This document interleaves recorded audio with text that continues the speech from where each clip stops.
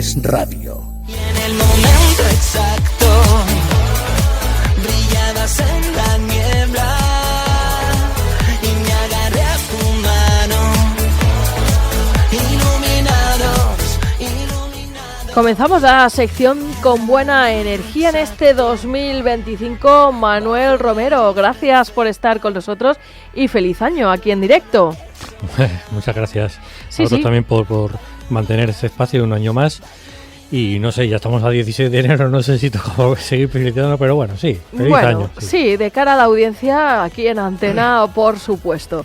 Pues como decíamos, comenzamos este primer programa del año y esta mañana le decía yo a Manuel, por favor, un titular. Y me decía, pues una de cal y una de arena. Así que cuéntanos, ¿de qué vamos a hablar hoy? Pues mira, ya sabes que en este programa lo que siempre apostamos o intentamos es dar consejos para ahorrar energía, para que al final ahorremos en el bolsillo, temas de coste económico. Y ya que estamos a principios de año, pues creo que es un buen momento un poco para saber lo que nos depara los próximos meses. Sobre todo por los cambios que hemos tenido en la parte mala, los cambios que hemos tenido desde el 1 de enero en toda la parte de impuestos, que de eso sí que me gustaría, porque afecta a la parte de energía, con lo cual eso es una de las cosas que quiero comentar. Y en la parte positiva, pues bueno, que casi el día de Nochebuena, pues se publicó un Real Decreto que extiende el tema de las subvenciones, ayudas y demás para temas de rehabilitación, de eficiencia energética en edificios. Y bueno, pues esa es la parte positiva. De esas dos cuestiones es de lo que vamos a hablar hoy.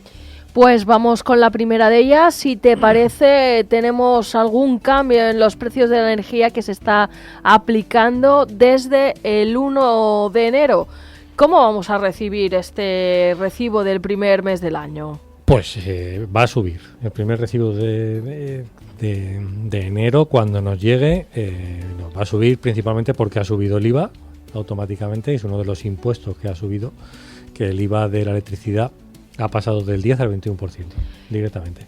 Y más o menos en un ejemplo práctico de, no sé, un recibo medio de un hogar, ¿cuánto podría ser el incremento? A ver, estamos hablando de a lo mejor 5, 6, 7 euros, no sé, 10 euros, depende del consumo que tengamos cada uno, pero de ese orden de magnitud. Que a lo mejor dices tú, pues 4 euros tampoco, 4, 5, Son, porque vamos sumando. Es igual que el precio de la gasolina. Claro. A finales de año poníamos gasolina a 1,35, 1,37 y ahora vamos casi por 1,50. Claro, yo es que quiero un poco hacer aquí un comentario, un razonamiento de lo que nos pasa el 1 de enero de cada año. Porque esto no solamente en 2025, es que nos hemos habituado a que el gobierno de turno, del color que sea, porque lo hacen absolutamente todos, el 1 de enero de cada año suben todos los impuestos, o gran parte de los impuestos, no voy a decir todos, pero muchos impuestos los suben. Este año 2025, Hacienda ha anunciado la subida, ha aplicado ya la subida en 9 impuestos, no solamente de la energía, sino en general, ahora los comentaremos, y su objetivo es recaudar el orden de unos 4.500 millones de euros más, solamente con esta subida de 9 impuestos. Con el fin de recaudar, pero no con la justificación de que el servicio suba, mejore no, o cualquier... por eso digo que es que lo hemos tomado ya como algo normal, algo habitual, que llegue el 1 de enero de cada año y nos suban los impuestos sin ninguna explicación y sin más. Por ejemplo, por dar detalles. Y me voy a salir un poco de la energía un poco, pero para que nos situemos. Si hablamos del tema de trabajar, el 1 de enero de cada año suben las cotizaciones sociales. Esto implica que el trabajador paga más en la parte de la seguridad social y las empresas también pagan más. Además de eso, dentro de la parte de la seguridad social hay un concepto que se inventaron hace unos cuantos años que se llama equidad intergeneracional. Este año vuelve a subir, tanto trabajador como del empresario. Los tramos de IRPF también suben.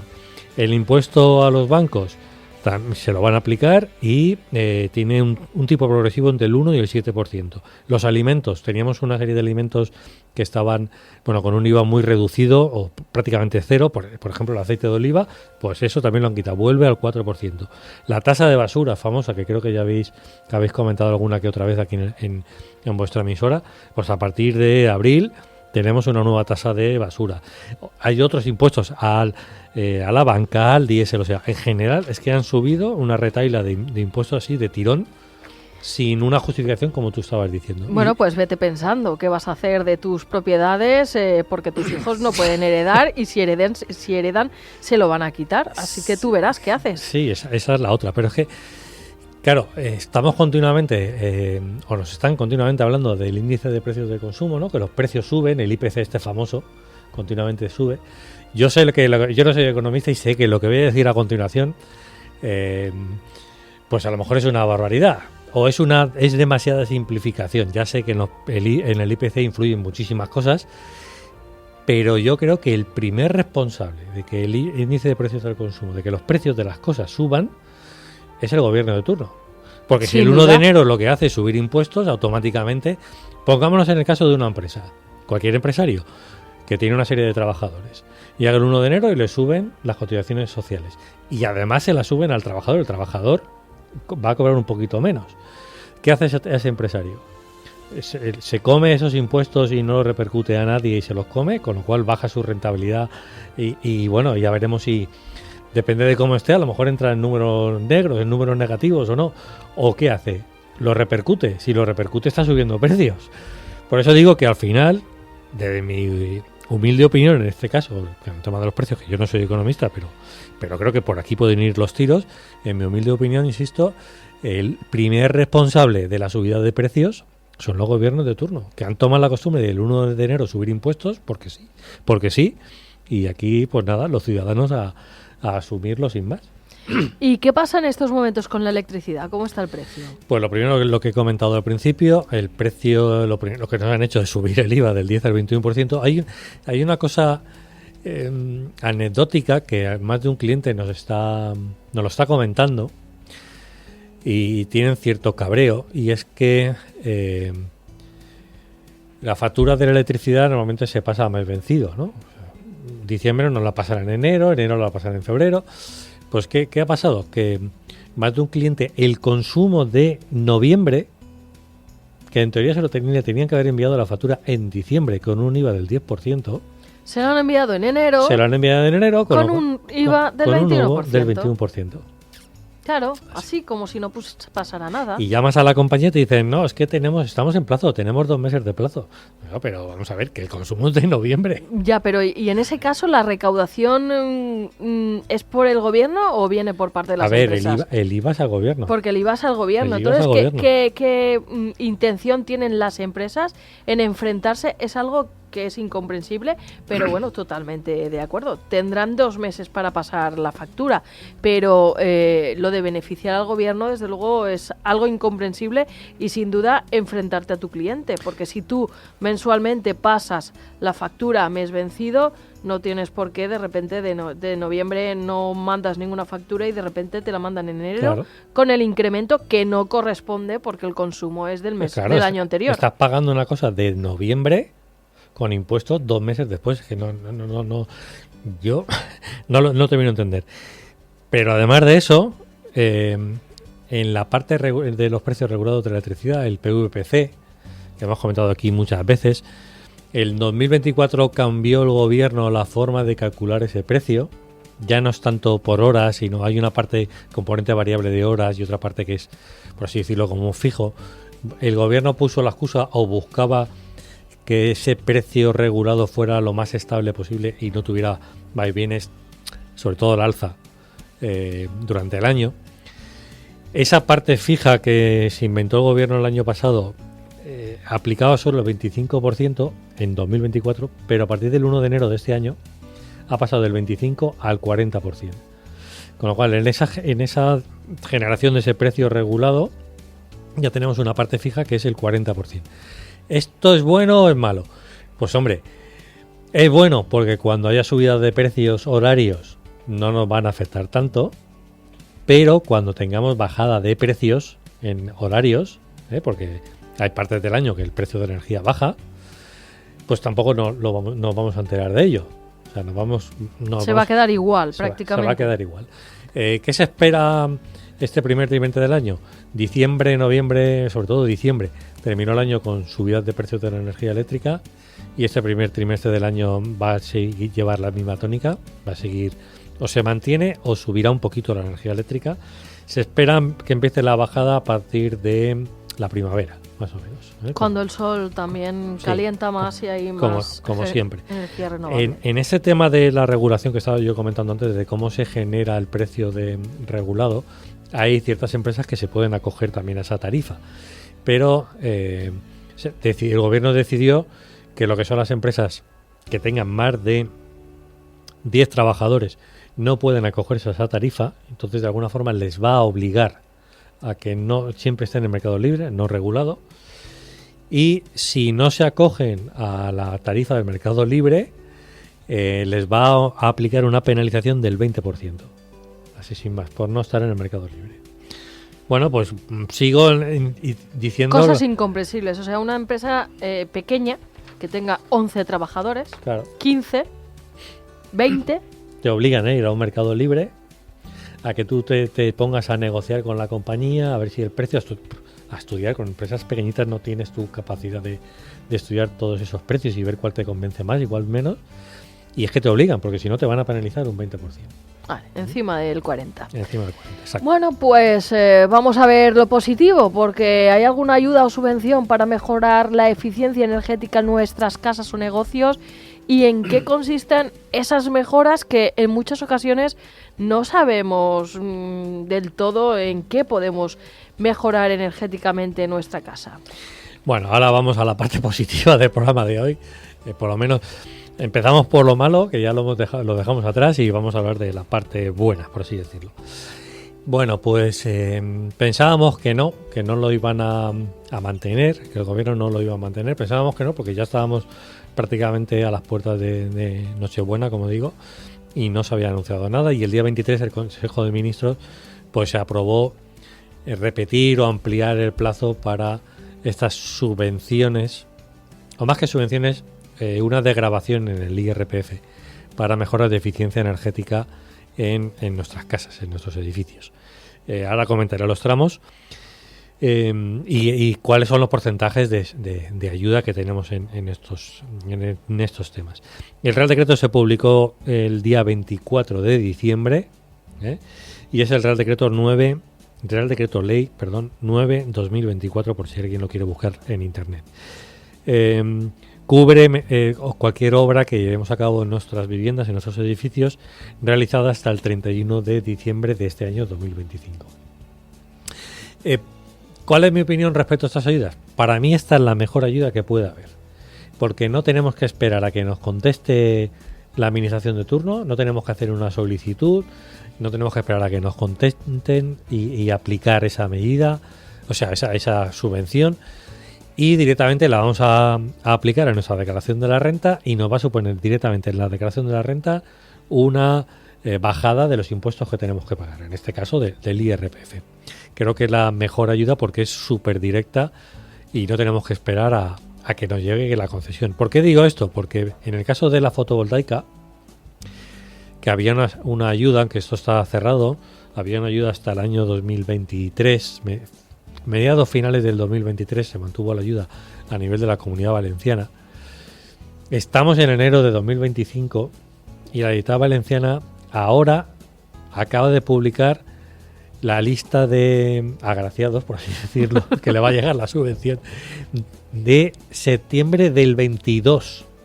Septiembre de 2022. O sea, las cosas de Palacio van despacio. Es que son 2 años y pico tarde. Bueno, vamos a ver, ¿cómo voy a hacer yo una mejora en mi casa y tengo que esperar 2 años y medio, 3 años a que me digan si he presentado bien los papeles, si me dan la ayuda, si no me la ayudan? Es que eso pues es totalmente a eso diario. jugamos, a eso jugamos. Por eso digo que esta ayuda que voy a comentar, que no es una ayuda, no tenemos que solicitar, simplemente es rellenar en la renta cuando llegue la campaña de la renta, rellenar en la renta las casillas que tocan y directamente se nos aplica la rebaja en el impuesto. Creo que es la mejor ayuda y más directa que hay.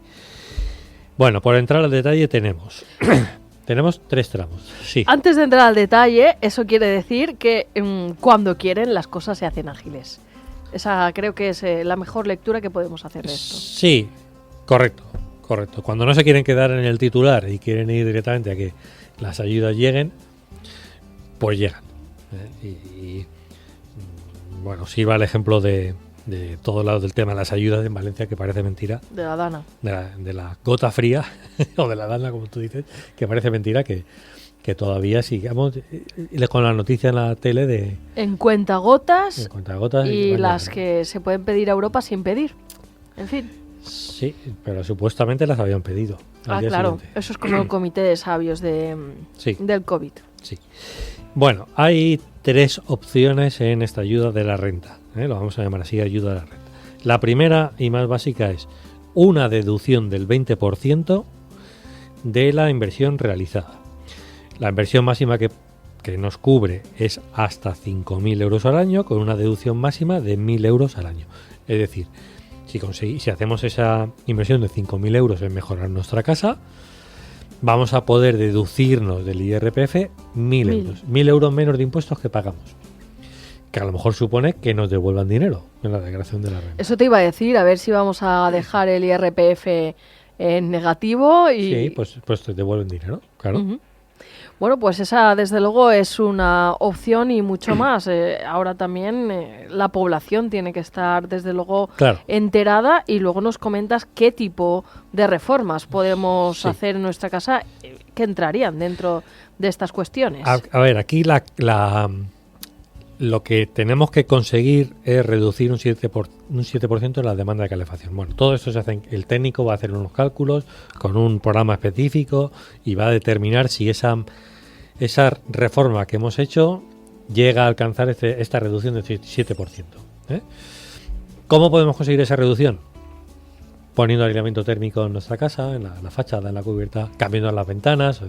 Ese tipo de medidas son las que nos van a ayudar a lograr esa reducción del 7% de la demanda y con ello conseguir la reducción. Esto se justifica a través del certificado energético. Nos tienen que hacer un certificado energético antes de la obra y después, y la comparación es la que nos va a dar si conseguimos alcanzar el 7% o no conseguimos alcanzar el 7%. Ya que estamos en enero y tenemos todo el año por delante para hacer esta actuación en la vivienda, en nuestra casa, ¿yo qué recomendaría?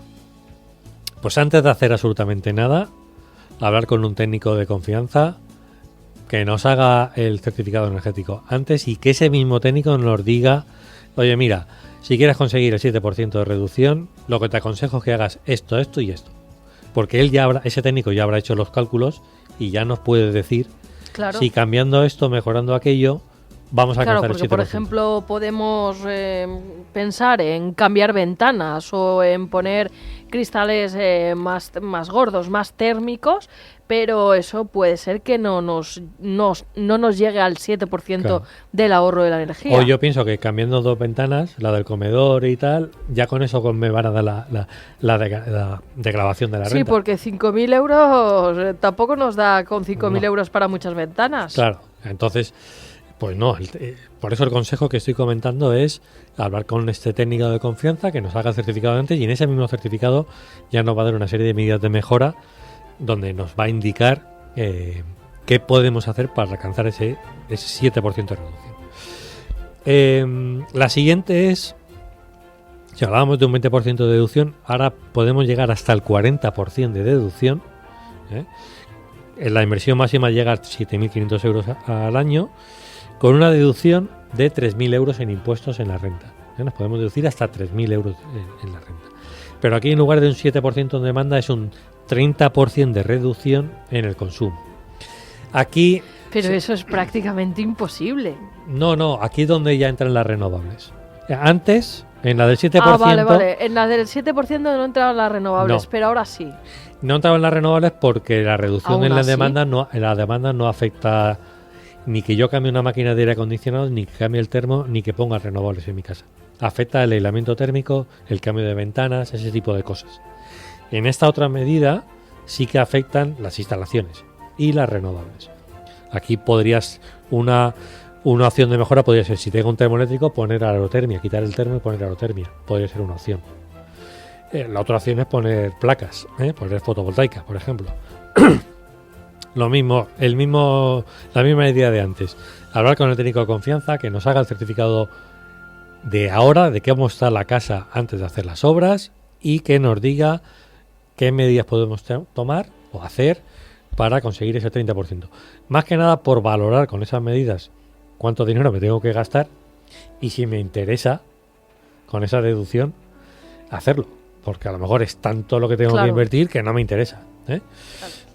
Pero yo por las cuentas que he hecho, por lo menos la de fotovoltaica sigue siendo interesante porque la deducción en el IRPF, que es directa, como digo, es directa, y la vamos a hacer en ese mismo ejercicio, no tenemos que esperar 3 años a que nos digan si sí o si no, sigue siendo interesante. La de las ventanas y demás la veo más difícil de conseguir, la que decíamos antes, pero esta la veo bastante asequible. Y ya por último, una deducción que puede llegar hasta el 60%, pero esto ya es cuando hablamos de actuaciones que cubren un edificio entero. Hablaríamos ya de comunidades de propietarios y el edificio entero. Es similar, hay que conseguir un 30% de reducción del consumo y lo mismo, se justifica con el certificado energético antes y después. En resumen, tenemos una ayuda del 20, 40 o del 60, más que una ayuda, una deducción en la renta, en el IRPF. Esto se va a justificar con el certificado energético antes y después. Y aquí la recomendación es, como digo, que nos hagan el certificado energético, que nos va a costar 100 euros, 150 euros, menos de 200 euros seguro, nos va a costar eso. Y que eso sí, que decir al técnico que nos haga el certificado energético, que nos haga bien la parte de medidas de mejora, porque hay muchas veces que esa parte de medidas de mejora se hace pues se rellena por rellenar, porque es obligatorio y se rellena por rellenar, como digo, y claro, si nos lo rellenan de aquella manera, no nos va a servir de cara al tema de la renta. Pues desde luego, interesantes todas esas medidas que nos has ofrecido y por concluir, vamos a hacer un pequeño resumen de esa cal y esa arena que vamos a tener en cuanto a energía para este 2025, por si alguien se ha incorporado tarde y poder ofrecerle pues las ideas más importantes. Bueno, pues en la parte negativa, en la parte mala es la subida de impuestos que todos los años el 1 de enero nos vienen aplicando, que como yo decía, es que nos hemos acostumbrado a ello, o sea, es que ya es como algo habitual. Llega el 1 de enero y ya está, subidas de impuestos, porque sí. Porque lo hizo el señor gobierno. Porque sí, si nos sube el pan, no sé, en la tienda de abajo, le vamos a decir, oye, que nos ha subido el pan seguro, pero con los impuestos no hacemos eso. El gobierno es como hablar con Dios. Tú le puedes hablar, pero no te responde y salvando las distancias, sin blasfemar, hace lo que quiere. Y los ciudadanos, como tú muy bien decías antes, no recibimos más cosas por pagar más impuestos, seguimos recibiendo lo mismo. Y en la parte positiva, bueno, que pues han ampliado el plazo de la deducción en la renta por hacer obras de eficiencia energética en nuestras casas, en nuestros negocios, en nuestros edificios, y que bueno, podemos aplicarnos deducciones que van del 20, 40 y 60%, que estamos a principios de año, que esta deducción es para todas las obras que hagamos hasta el 31 del 12, que tenemos 11 meses y pico por delante para hacer las cosas con tranquilidad, y yo creo que bien, y que es una deducción, como digo, directa, que no tenemos que esperar a que nos digan si sí o si no, ni esperar años, como pasa con la fotovoltaica, y que para mí es la más interesante de todas las subvenciones que hay puestas en marcha. Pues muchísimas gracias, Manuel Romero, por ofrecernos estas primeras noticias energéticas del año, y sin duda las personas que puedan aprovechar este tipo de ayudas, pues desde luego son buenos consejos, cuestiones que no conocemos y no sabemos, si no llega a ser pues como un consultor energético como tú, que está al día de todas estas cuestiones. Gracias por haber estado con nosotros y te esperamos dentro de 2 semanas, por supuesto. Nada, muchas gracias a vosotros como siempre, y en un par de semanitas estamos por aquí otra vez y para escucharnos. Muy bien, hasta entonces. Hasta luego. Iluminados, exacto, bajo la luz perfecta. Todo lo que soñamos va a iluminarnos, y en el momento exacto, brilladas en la niebla, y me agarré a tu mano, iluminados, iluminados.